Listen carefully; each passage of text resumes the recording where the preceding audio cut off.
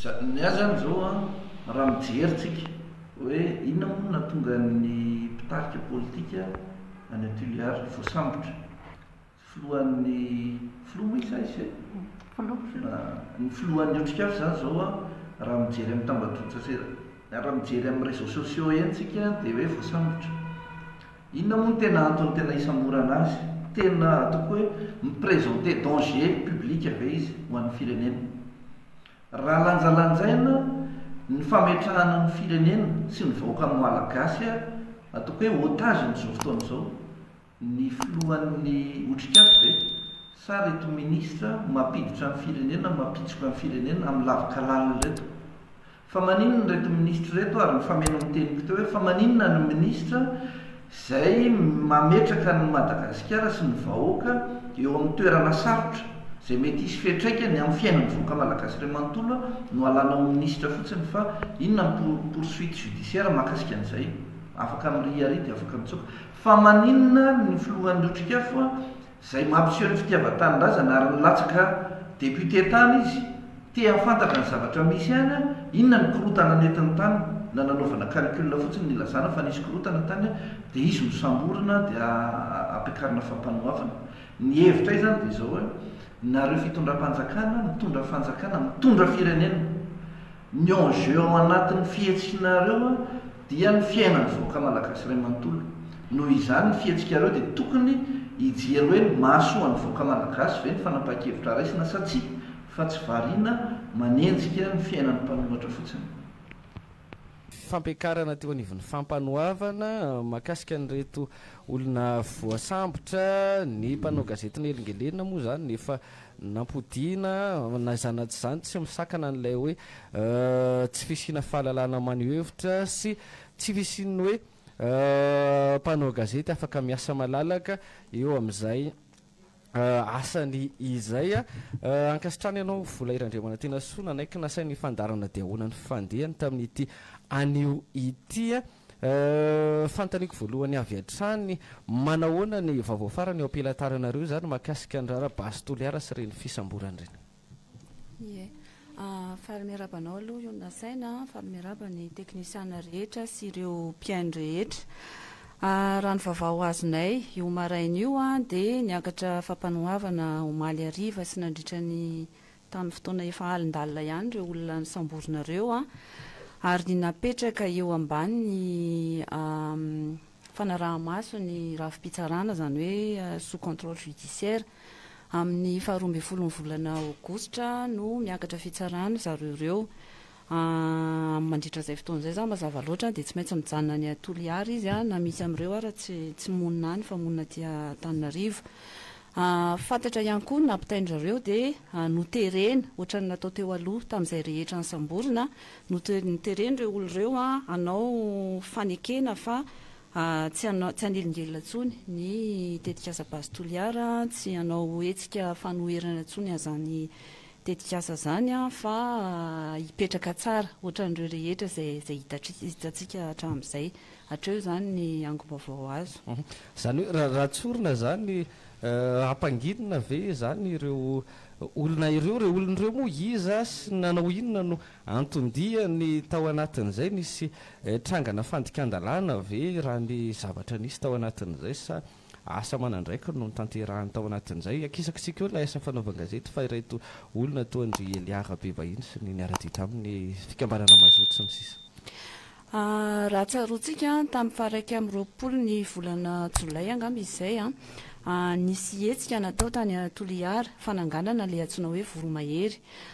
izay raha nitatitra voarainay dia nankatoavy mitondram-panjakana nametrahana azy le voromahery dia natao ohatrany hoe karazana andro masom-pokon'olona ka ireo vahoaka ireo olona fa tsy ataoko hoe vahoaka ireo olona manaiky ny tetikasa basy Toliara no mandrafitra azy. Dia etsy andanin'izay misy an'ireo le vahoaka manohatra ny tetikasa basy Toliara zay hiara ny herisetra sy ny fanenjehana sesilany marobe amin'ireo no lasa nandositra ny anaty ala amin'izao fotoana izao. reto voromahery reto natsangana mba hoe natao hoe ampandry tany ampandry fahalemana sy ny sisa fa ny tena marina ahina be mihitsy hoe lasa isy ady eo anivo ny fiarahamonina satria manjary reo zany no mifanandrina amin'reto le vahoaka manohatra amin'ny basy toliara mandositry reto dia izay indrindra ny nandehanany reto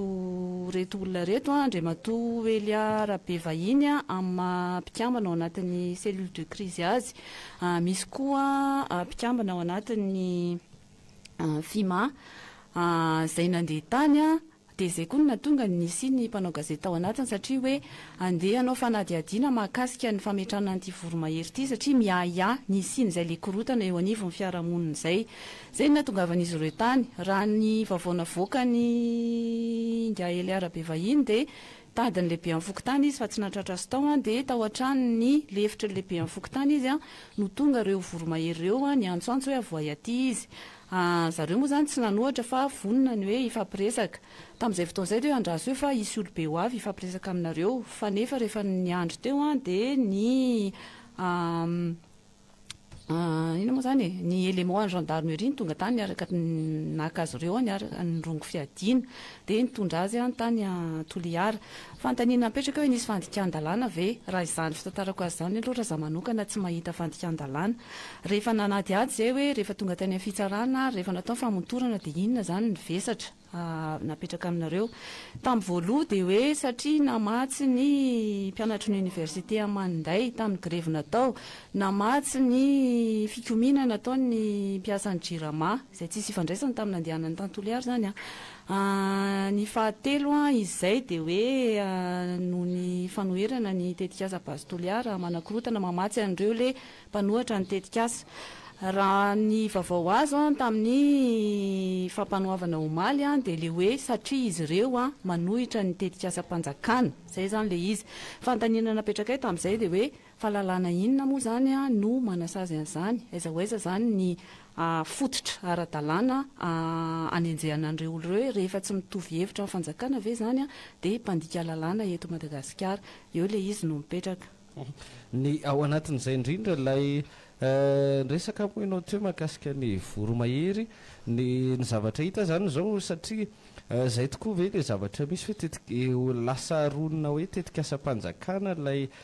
fitsandrana ataona orinasa tsy miankana ataona orinasa vahiny ronona ao anatina tetikasa-panjakana satria io zany trangany Toliara fa saika manerana nosy rehefa tia nandeha ny zavatra anankiray dia lazaina tetikasa-panjakana tetikasan'ny filoham-pirenena reto voromahery reto no tiako hidirana kely ao anatin'izay ny amin'ny hoe manao ahoana ny mety ho riska mety ho ambana mety ho menasy ao anatin'izay hoe olona samy olona dia misy no mahazo alalana avy amin'ny fanjakana zany dia ny manohatra tsy mahazo alalana amin'ny fanjakana matorany anaty ala ianao fantatra amin'ny resaka fahaizana ny madidina an'izay zon'olombelona izay manahoana raha hidirana avy hatrany aloha mahakasika an'ireto hoe voromahery sy ny vahoaka tsy mankasitraka azy reto tena lasa misy tombo sy ala ve zany mivantana miariary ao anatin'izay hoe zay mankasitraka dia aiken'ny fanjakana zay tsy mankasitraka matory any anaty ala samy malagasy anefa isika ao anatin'izay ka izay indrindra le mampiahiahy be araka ny lazaiko teo io le tombo sy ala io aloha tsy voazao fa efa ela nisy an'izay raha tsaroantsika tamin'ny andron'ny Covid-19 aza dia efa nisy hoe ireo le mpanohitra ny tetikasa basy Toliara tsy mahazo fanampiana fa ireo manaiky ny tetikasa basy Toliara dia nahazo fanampiana ny vatsiana vary tamin'izany ny vatsiana sakafo isan-karazany sasany nahazo vola tamin'ny fotoana fifidianana koa dia efa nisy zany nisy fanohitoenana andreo le mpanohitra ny basy Toliara ireo tamin'ny fafahany nandray anjara tamin'ny fifidianana na dia fantatsika rehetra raha fa zo fototra mihitsy zany ankehitriny zany dia vao maika miariary koa ny zavatra iray tsindriko aloha amin'ny resaka fanaovan-gazety sy famoaham-baovao hatramin'izay ary ny olona amin'ny ankapobeny mihevitra foana hoe ny tena marina olona vitsy dia vitsy ireo manohatra ny basy Toliara ireo ary matetika tsy maheno hoe fanoherana zany matetika rehefa amin'ny resaka an'izay dia ohatrany hoe resaka politika mpanohitra politika ny tena manohatra ny tetikasa io fa tsy le vahoaka ny antony dia satria nosakanana foana hatramin'izay na ny mpanao gazety na ny vahoaka aneo hevitra reo vahoaka mpanohatra tsy namena sehatra mihitsy nafahany lazan'izay hoe tsy manaika ny tetikasy io izy dia na ny mpanao gazety ary na tsy mpanao gazety mpanjakana fa mpanao gazety tsy miankina dia norarana tsy andeha anangona vaovao any tsy hamoaka n'izay vaovao any be dia be ny teritery ao anatin'izay miditra amin'ny voromahery amin'izay tsika araka le lazaiko teo hoe tena loza mitatao be mihitsy eo anivon'ny fiarahamonina satria manjary lasa mampiady an'ireo ilay fokon'olona voakasika izay le tetikasa bazitoliara izay ny mpanohatra miezaka miaro ny tanindrazany miezaka miaro ny ainy miaro ny taranany ireo mpanohana tsy fantatro mazava hoe inona tsara ny tena manesika an'ireo olonareo zay moa zany tsy zavatra vaovao ny orinasa lehibe ohatry tony dia zay foana fa averiko foana hoe tsika koa mila makatahaka sy mijery misintona lesona amin'ny zavatra efa nitranga jereo ny any ambady vy nahazo asa marina ve le olona tena voakasika mandehana kely any Andasibe dia mandehana any Moramanga dia hitanao fa faran'izay mitaraina reo olona reo ny any QMM be dia be no mitaraina amin'izao fotoana izao mitory sady manararoatra ihany tonga dia mampiditra an'izay mitory any amin'ny tribunal any Londres raha vahoaka ny Fort Dauphin satria hatramin'izay tamin'ny taona 2024 nisy an'ilay trondro maty nitsingevana teo ambony-drano dia efa voalaza tamin'izany hoe io tetikasy io natonga izany fa nilavon'ireo moa izany ary fitondram-panjakana koa dia nilaza fa tsy misy idirany QMM ny ezaka rehetra nataon'ny vahoaka ny takiana ny zony dia nitoerina avokoa amin'izao fotoana izao ny rahan'ireo olona reo mihitsy nalaina ny jerena hoe ohatra ny ahoana mifatra ny uranium sy mifiraka ao anatin'ilay rano QMM io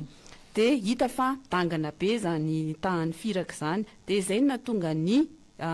misy cabinet juridika anankiray izay avocat zany mpisolo vava lehibe ny anarany manampy an'ireo olon'ireo mitory any amin'ny fitsarana any Londres dia efa mila mametra-panontaniana koa tsika fa maninona no any Londres fa maninona tsy eto Madagasikara fa maninona rehefa eto Madagasikara mametraka fitoriana sy manao fitarainana dia tsy tafita mihitsy le izy dia zay le zavatra misy milaza hoe manantena ve hoe azo asa dia zay ny antony hidirako tamin'le hoe QMM sy ambady vy teo betsaka ny fampanantenana fa vitsy dia vitsy ny tanteraka amin'ireny dia indrindrandrindra fandresaka fahazahoana asa ka averiko kely hoe tena loza mitatao amin'ny fandriam-pahalemana ty resaka voromahery ty izay manjary lasa hampiadiana amin'ireo le vahoaka manohitra ny tetikasa bazitoliara eo dia efa manao antso avy satria adidiny fanjakana no miaro an'izao olon'ireo na izy na iza sy mitondra mametraka fitondrana tsy mitanila indrindra fa eo amin'ny lafi ny fampanjariana ny lalàna sy ny zoan'le vahoaka fa raha miaino anareo araka ny efa natsidiko teny am-pandohany fa tamin'ny taona 17-20 sy 20 tany tamin'ny andro ny resaka Toliara Saints no efa nainonan'izany Kradoi zany sehatra tany Atsimo Andrefana androany mbola eno ilay Kradoi amin'ity raharaha bazitoliara ity ny ianareo ve inona ny antony tena anoeranareo anazy zany manohatra marina ve ianareo ny amin'ilay fitrandrana atao amin'ny faritra Atsimo Andrefana ity inona ny tena antony anoeranareo an'izany efa hatramin'ny 20 taona lasa mandraky ity ny androany zany ao anatin'izay rehetra izay mihoatra ny 20 taona aza ionasaina tamin'ny taona 2012 sy 2020 ny antony nanombohan'ny Kradoi sehatra tamin'io raharaha bazitoliara io dia satria ireo vahoaka tany nanatona anay nangataka hoe andao ampio izay hiaro ny zoanay manoloana nyity tetikasa ity izay le izy dia miverina amin'ilay hoe manohatra ny tetikasa bazitoliara satria ny antony dia izao ireo vahoaka ireo izay no tanjony izay no fangatahany manohatra ny tetikasa bazitoliara izy milaza izy nanomboka tamin'izay ka hatramin'izao taona 2020 sy 2020 tsy mila ny tetikasa bazitoliara izay fa hatsaharo io Kradoi amin'ny mampanohana an'ireo vahoaka ireo anay sy miaro ny zony dia mitovy amin'izay fangatahany vahoaka izay ny fangatahanay fa tsy hoe ny vahoaka manaiko hoe mandà hoe tsy mila ny tetikasa bazitoliara dia izay andeha izay foana manko izany no lazain'ny fanjakana sy ireo tompona andraikitra samihafa hoe nareo tsy mety hifampirarahana tsy izay ny tokony hifampirarahana fa ny vahoaka ny tokony hifampirarahana satria izy ny tompony zo dia tsindriko kely le hoe mandà ny vahoaka zo fototra izay fandavana izay droit de dire non filaza azy navitsy na maro anisa navitsy na maro anisa satria anisan'ny averiko hoe zo fototra ao anatin'ny zon'olombelona dia raha raisitsika lalindalina kokoa ary amin'ny resaka zo amin'ny fampandrosoana dia mametraka tsara mihitsy ary nakatoavo ny fanjakana malagasy zany mametraka tsara mihitsy hoe ny olombelona tsirairay dia manana zo izy isafidy ny endrika fampandrosoana mety aminy dikan'izay rehefa tsy mety aminy dia mandaa izy rehefa mety aminy dia manaiky izy dia faharoa koa ny lalàna resam-pirenena momba zon'olombelona mametraka fa ny vahoaka dia manana zo isafidy malalaka sy andray anjara midingana fanapahan-kevitra rehetra mahakasika ny fampiasana ny harem-pireneny na izaho io na ianao io na saina na iza tokony manana zo tsika andray anjara amin'izay fanapahan-kevitra izay hoe ho atao inona ho atao ahoany ty harem-pireneny ity fa tsy olona ray na roa no tokony manana fahefana feno amin'izany fanapahan-kevitra izany dikan'izay tsy mitombona mihitsy le fanenjehana le vahoaka sy ireo olona manohitra ny tetikaza pastoliara hoe manohitra ny fanjakana tsy manohitra ny fanjakana izy fa mampiatra ny zony ary mitaky ny zony le zo anda na zo anaika arak'izay mahamety azy fa tsy atao tery vaimanta fotsiny ohatra ny hitantsika isan'andro eto hoe tsy maintsy manaiky ianao sanatria ny olona saina ohatrany hoe ataoko vazivazy le izy fa tena zay le endrika hiteny aminao hoe hoaniny kakana dia ianao tsy te hihinana kakana dia ozy ianao hoe za tsy hinana zoanao manda tsy hinana fa ny eto amintsika zany rehefa teneny hoe hoaniny kakaka na tsy te hihinana ary ianao dia tsy maintsy mihinana ary raha tsy mihinana ianao dia gadraina ohatra zany ankely sary mety hoe sary mampimely izy sanatria tsy hoe manao tsinitsina le zava-mitrangany fa tiako ampiseho le aspect absurde zany zay mihitsy tena hoe absurde be hoe terenao fotsiny le olona dia averiko indray zon'olombelo io ary ny harem-pirenena ny arena voajanahary arena raha manana fa tsy an'olo-tokana ka hoe olo-tokana ny andeha hanapaka azy zay izy amin'ny ankapobeny ilay resaka hoe famaninana no manohatra ny tetikaza pastoliara tsy resaka fanoherana na fanoherana fanjakana fa resaka fampanjariana ny zon'olombelona sy fiarovana ny zon'ireo olon'ireo amin'ny safidiny fa raha mpitaina ny teny ianao to efatra amin'ny taona 420 zany hoe raika ambin'ny 10 taona tany hoany zany ianareo nanaraka akaiky an'ity raharaha ity nisy amoa reny hoe fampetona ireny mahakasika resaka toliarsansa fampijanonana ny serasera taty arina izy namoaka indray ny fanjakana fa miverina ilay bazy toliara ho anareo nivony krado inona zany teboka tsara mahasamihafa ny tamin'ny androny toliarsiansa sy ny amin'izao bazy toliara zao ka na tonga ny fanjakana hoe afaka irosona amin'izay inona ny fiovana tsara mety hitan'ny fanjakana na mety zavatra nisy tena ntoerana na tonga n'ilay fanapahan'ny fanjakana hoe mahazo miroso amin'izay ny bazy toliara inona ny fiatsarana hitanareo zany tao anatin'izay rehetra zay indrisy fa na zay koa raha mametraka fanontaniana hoe inona zavatra tsara hita amin'ny fitondram-panjakana ka na tonga le fiovana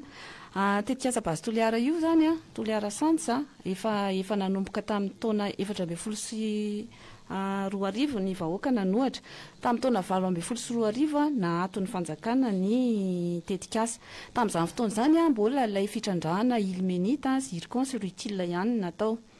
taty aoriana dia nametraka ny tetikaza bazy toliara hoe hitrandraka monazita koa izy ahafahany misintona terre rare zany hoe mbola zava-doza lavitra no ilay teo aloha zany no fisehony raha nahitinareo ny fitondram-panjakana ny laza fa hoe tsy misy risika ny fitrandrahana zany monazita izy tomana terre rare zany fa ny manampahaizana rehetra tsy eto atoerana ihany fa ny velany dia mametraka sy mbola manamafy fa zava-doza ary misy tana radioactivité goavana be izay manotoana ny fahasalamana sy ny hoavindreo mponireo ohatra ny trangany Fort Dauphin mitovy mihitsy ane zany dia ozy izy dia tompona andraikitra anankiray fa misy maty angany Fort Dauphin sa misy maninona misy maty angany Chine tena misy maty any a Chine ary ny any Abaotozo zao maro be le olona voan'ny cancer no fitrandrahana terre rare Fort Dauphin efa nalazaiko teo hoe marary ireo olona reo miakatra be dia be ny tany firaka ao anatin'ny rany tiako tenenina zany hoe tsy ne tsara ilay zava-misy fa vao maika ny ratsy fa ny zavatra niova dia ny fitondram-panjakana sy ny mpandray fanapahan-kevitra na ato ny tetikaza bazy toliara tamin'ny taona 2012 tamin'ny taona 420 sy 2 naverina indray ny tetikaza bazy toliara na dia nitombo ohatr'izany ara zany nloza amin'ny tatao dia mametraka le fanontaniana amiko ianao fa za koa raha mba mamerina le fanontaniana hoe fa inona loatra ary zany no antony nilazaina dia hoe satria tombontsoa be dia be ho an'ny fanjakana malagasy io vola be dia be ny eo ambadika io sy ny sisa fa rehefa tena mandinika tsika tsy le vahoaka marina ny tena azo an'le tombontsoa na ny efa hitantsika zany e tsy verina tsony hoe QMM mbato visy ny sisa sy ny sisa fa aleo raisiko any amin'ny tany hafa indray be dia be ny firenena indrindra fa ny firenena afrikana niezaka ny varotra ny akora sy ny arena kibony tany tao aminy fa tsy voaterina hampandroso azy zany anke zavatra nitranga tany Burkina Faso ohatra e izay mahatonga azy manao fanarenana be ohatran'io hoe tsy nampandroso azy zany fa ny teny maro tsy lozany lainga hozy izy ny fitenenana malagasy dia tsika moa zany andrangirangiana vola foana eto hoe azo vola be azo tombontsoa be sy ny sisa fa reovareoko reo mahalala ny fiainany sy ny hoaviny izy dia tsy manaiky an'izay ary tsara aloha izy zany tsy mora voafitaka ohatran'izay ihany koa ka ilay fitondram-panjakana efa nidiny fotony mihitsy tany atoerana délégationna maromaro efa nisy filakevitry ny minisitra tany Toliara nisy ny resaka hoe fiaonana tamin'ny ministra ny tontolo iainana ny ministra ny arena kibony tany ny prime ministre nisy an'ireny fidinany fotony tany atoerany ireny mahakasika an'ity raharaha-baso Toliara ty nanahoana ilay niteny ianao hoe misy ny vahoaka manohatra ny anona ave ireny tamin'ireny fotoana ireny ka tokony nandraisana fanapa-kevitra hoe ahoana zany no atao sa ohatrany sa tsisy an'ilay vahoaka marina tamin'ireny fotoana ireny na ahafahany vahoaka le tenentsika androany hoe tsy mankasitraka an'ireny na ninona ny tamin'ireny filoham-pirenena tany Toliara ny prime ministre ny gouvernemanta tany Toliara afaka nanio hevitra tamin'izay tsy fankasitrahany izay ve ireo vahoaka ireo afaka nitakany amin'ny hoe atsaro ty fitrandrany ty aleo resiko sirairay fa ohatra be dia be conseil des ministres filakevitry ny ministra zany fe moa ao anatin'ny ray andro tapakandro 2 andro telo andro avitanao andeha anaty ady marina zavatra mitranga ny fotony ny ona raha zavatra tenenao dia hoe ny prime ministre ministry ny tontolo iainana isamy izy ihany ane zany e fa tsisy idirany vahoaka zany tamin'ny vahoaka na manaiky na tsy manaiky ny olobe tany atoerana zay no serasirany voaka avy io taorianany reny nanahoana ilay zavatra nisy ianao miteny io hoe mifanerasera amin'ireo vahoaka tsy mankasitraka na afaka naneo an'izay tsy fankasitrahany zay hoe ireo vahoaka ireo tamin'ireny hoe fiaonana tamin'ny teny fotony zay satria zay zany nyvoizina taorianany reny moa hoe ireo ny olobe aty amin'ny faritra atsimo andrefa nareo ny vahoaka tsy mankasitraka ny anonany amin'io ina ny aiahany zay marina ave le izy sa nanahoana manjary mandaika raha miteny hoe tsy niona tamin'ny vahoaka izy nisy ny fionana tamin'ny vahoaka fa ataontsika hoe amin'ny fomba mitsingevana ihany nataoko hoe superficiel le fionana raha tena iona amin'ny vahoaka mila mandeha any amin'ny toerana misy ny vahoaka mijery ny fiainan'ny vahoaka mandalina marina hoe ina marina fiatraikan'izany amin'ny fiainan'le vahoaka ny zavatra nisy dia natao ny fanangonana olona tamin'ny toerana anankiray ohatra fa talohan'izay zay tsy fata-bahoaka tsy fantatry tsy avoaka amin'rehetrarehetra talohan'izay fotoan'izay dia efa nisy koa nefa ny fandrahonana maro be hoe iretsoreto tsy mahazo mandeha eny tsy mahazo mitondra banderole milaza hoe tsy manaiky nitetika aza bazo Toliara tsy mahazo miteny hoe tsy manaiky nitetika aza bazo Toliara tsy mahazo manangana pancarte tsy ny vahoaka rehetra ne dia afaka aneo hevitra eo alohan'ny filoham-pirenena fa marina aloha hoe nisy olona tsy fantatro rosa telo navela nandray fitenenana olona ray tamin'izay ihany ny tena hitantsika teny amin'ny anao manjery nandray fitenenana fa ny olona sasany izay nilaza hoe mitsipaka ny tetikasa io dia tsy hitantsika mihitsy tsika tsy nahita dia tsy fantatra hoe ry zareo koa ve naheno fa nisy olona niteny tao fa tsy ny vahoaka rehetra tsy nisy vehivavy niteny kory ary tao raha ny fahalalako azy nefa ny tokony izany jerena manokana koa ireo vehivavy tantsahan'ireo tiako lazaina zany dia zay le teneniko hoe superficiel ilay hoe fionana amin'ny vahoaka e tsy fionana tena fikaondoha tena fianona marina ny tena fototry ny olana rehetra sy ny tahotra sy ny zavatra mety hitranga fa fionana natao mba hampangina angamba ve sanatrisa hoe fampandriana tany sa tsy haiko ny fomba filazan'izany tamin'izay fotoan'izay dia nilaza ny filoham-pirenena hoe mbola hiverina zay ho andinika aloha dia mbola hiverina hatreto aloha tsy nisy ny fiverenana fa ny fiverenana ny zavatra miverina tamin'ny vahoaka dia hery mpamoretana hery setra tsy misy ohatr'izany nanomboka tamin'ny volana avril ka mandraky ny androany intelo ny nisy fisamborana setra tany benetsy dia hoe nisy hoe 250 forces de l'ordre firifiry tonga any a benetsy dia ny vahoaka miafina any anaty ala zany zany ny tamberina hita hatreto